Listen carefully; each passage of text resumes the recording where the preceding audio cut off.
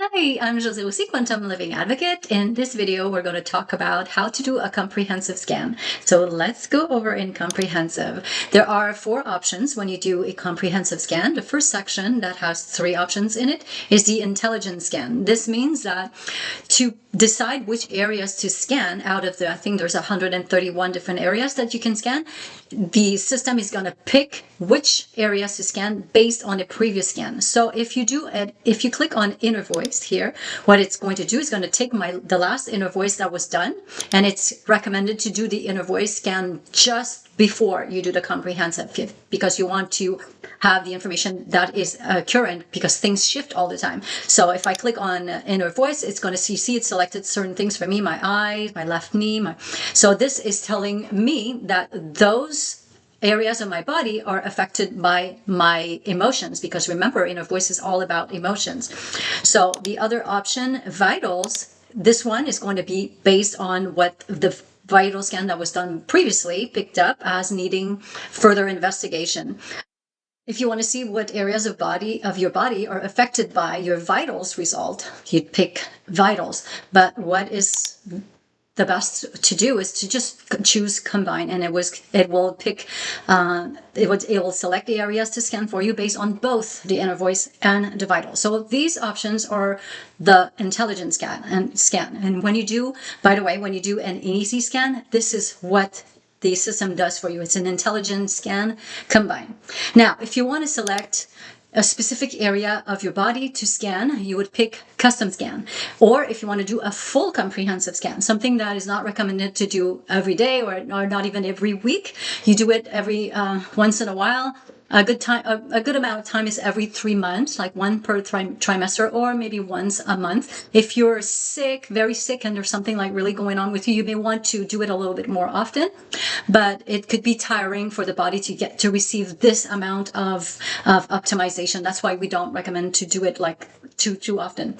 Okay, so if you want to do a full scan, you just keep everything, all areas selected. Or if you just want to scan something in particular, something specific, you deselect, and then you go select the area of your body that you want to scan. So let's say there's something going on, maybe it's something with your heart, you'd go and just select your heart and just scan that part. If you have a pain somewhere, let's say you hurt your knee, you may want to select everything that has to do with the knee, like the knee, the skeleton, the veins, the connective tissue, like everything about the knee. So this is when you would do a custom scan. Now, I just want to go back because I forgot to mention that, but when you do a combine or the inner voice, it's not locked in what the system selected for you. You could remove something that you just decide you don't want to scan, or you could add something. It's just like pre-selected for you, but then you could make a modification. So let's look at a report now. So I'm not going to do a scan now. And by the way, whenever you do scans like this, you always want to make sure you scan and then you optimize, okay? So let's look at a report. This is the latest scan that I did, and it was a combined scan. So in this in this scan, there's no options for, it's just enhanced view. You don't have a classic view like you do in Vital Scan. In comprehensive, it's only enhanced view, which means you have all of the numbers. They don't have the chart with all of what the numbers mean. I'm going to put it on the screen, but basically what is out of range could be either 1, 2, or 3. The closest to 1 that you are, the more out of range that it is. And this is associated with something that is more chronic or a diminishing function risk. And then you have also considered as imbalance, which would just show in red if we had classic view. A 7, 8, or 9, the closest to 9 that you are, the more imbalanced that area of the body is. And it's indicative of maybe the presence of inflammation or increased inflammation risk, or something that is more acute. Okay, so you could look at this in the table report view, which looks similar to how it looks in a vital scan. And just like in the vital scan, on the right hand side where it says previous scan, that's the baseline scan that was done when you did the scan part. That's going to show in previous scan, and then in current scan, it's after optimization. So if you scan and then you optimize, this is what each of those will represent. Current scan after optimization, previous scan before optimization. And I'm going to go back to the image report. I prefer to look at it in this view. What you see, you don't have the text that says previous scan or current scan, but remember, right-hand side, previous scan, baseline scan, scan before optimization, and left-hand side after optimization.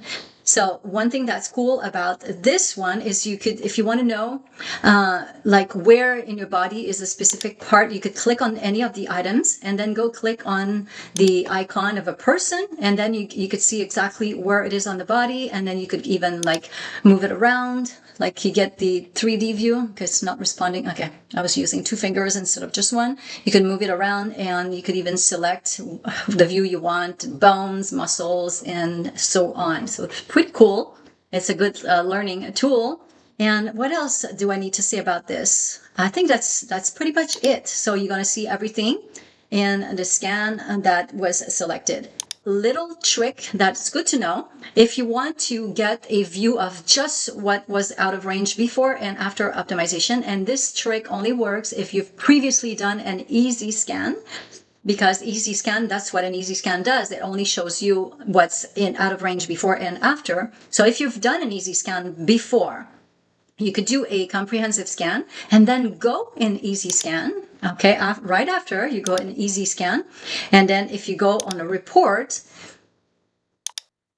and I go in my comprehensive, it's selecting from that report that I just showed you that I had everything. It's showing me only what was out of range before and after. So that's a good one, a good hack to know, especially when you do a full comprehensive, because there's so much information, it could be overwhelming. That's what I do. Whenever I do a full comprehensive scan, I don't really feel like looking at everything to try to find what is out of range before and after. So I do my full comprehensive scan.